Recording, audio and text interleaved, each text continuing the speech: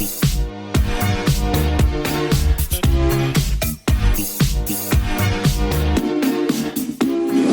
what is up guys, MKBHD here, and one of the new pieces of hardware we got at WWDC this year was this new iPad Pro.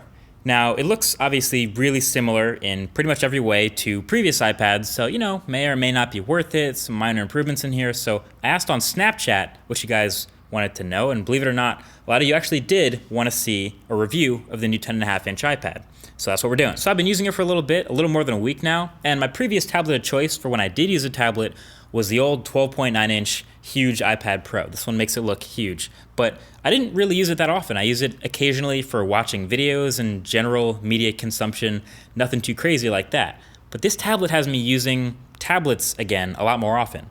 So this is everything you need to know about this new iPad Pro. So first of all, you've seen an iPad before. You're already familiar with the way an iPad Pro looks. All metal rectangular body, pretty exceptionally well built. You can see the antenna lines for the cellular version up top. And the 10.5-inch display is slightly bigger, but in a similar footprint to the old 9.7-inch iPad Pro. So it just has some thinner side bezels now, which I really appreciate. Overall, it's a pretty solid, but also very lightweight tablet to hold in the hand, so it's comfortable, which is good because you're gonna be holding it in your hands a lot. So what is new? Well, number one is inside is a pretty big spec bump. An iPad was already pretty powerful, but now you might have seen these new headlines that the new iPad Pro is almost as powerful as a MacBook Pro. In a way, that's kind of true. It's benchmarking really high in Geekbench thanks to the new A10X Fusion chip, which has a 12-core GPU and is very, very powerful and capable. It also bumped up to 4 gigs of RAM, and just through daily use, I haven't come across any apps or any experiences really that truly push this new iPad Pro to its limits. This thing crushes everything you throw at it, and I've played a variety of games, messed with productivity apps, and gone with them for long periods of time open, and this iPad barely breaks a sweat. It really only just gets a little bit warm, and that's it. The most impressive part is actually how many apps it keeps in memory and for how long. Like, there was more than one instance where I went back through the multitasking UI and found an app that was open yesterday and tapped to open it, and it was right there where I left off, which is pretty dope. So A10X Fusion chip is a monster, plus 4 gigs of RAM is great, and now also 64 gigs of storage is the baseline, so that's a pretty solid spec bump if you asked me.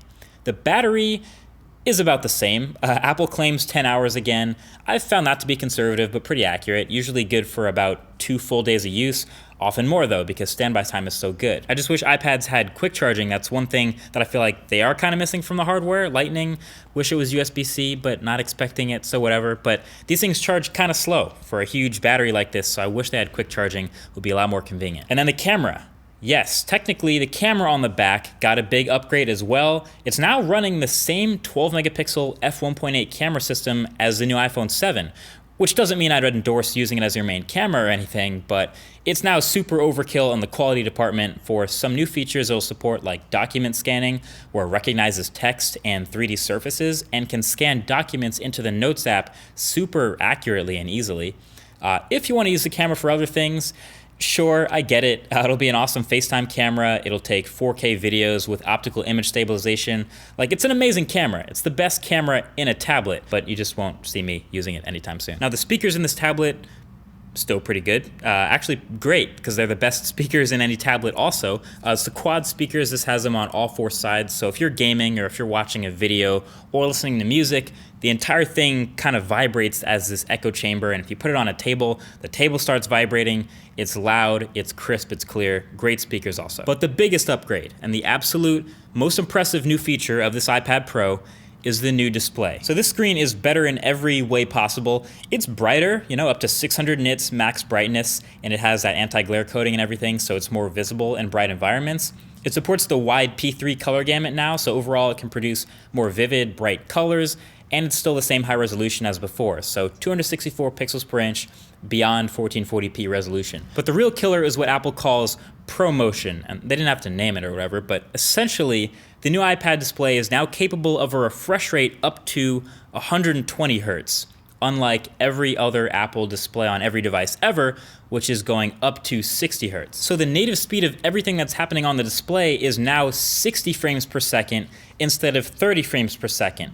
And you can definitely tell. So even in this 30 frames per second video, which can't fully do it justice, you can see how responsive iPad is. It's literally twice as close to one-to-one movement with your finger or the stylus as it's ever been before. And it's awesome that the GPU keeps up with everything and pretty much never drops any frames, because this adds a whole layer of butter to the top of the OS. You honestly have to go to an Apple store or like borrow someone's and try it for yourself. You have to see it to notice it, but once you do, I guarantee you'll notice it. And then ProMotion also means that it can dynamically switch the refresh rate to go back down lower when you're doing slower moving tasks, like maybe reading a book, scrolling through a web page, something slower, looking through photos.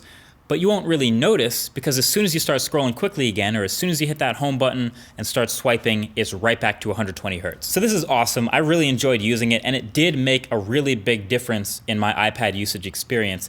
All the in-app experiences are faster, all the between-app experiences are faster, and I really hope this comes to the next iPhone. But that, in a nutshell, is the new iPad Pro. It's not necessarily any more pro of an iPad than previous ones. It still runs the same OS, still has just better specs. So it's kind of like iMac Pro versus iMac. It's just better. So it's funny, with a lot of these videos where it ends up just being a spec bump and I'm reviewing a device that's clearly a spec bump from last year, the question is usually, well, is it enough of a spec bump to justify getting it, or would you kind of fade away to the competition that's making bigger leaps forward?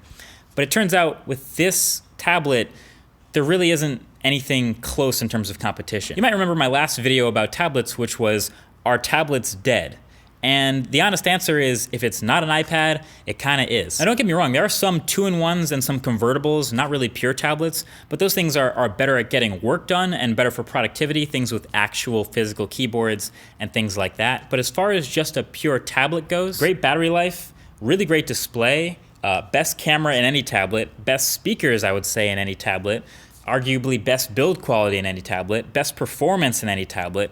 So this thing is a really complete package. So there you have it, iPad Pro. If you don't already have an iPad, probably a good time to get one. If you do already have an iPad, know that this is a really solid spec bump, and if that's what you're looking for, then this will fill that void. That's it. Thanks for watching. Talk to you guys in the next one. Peace.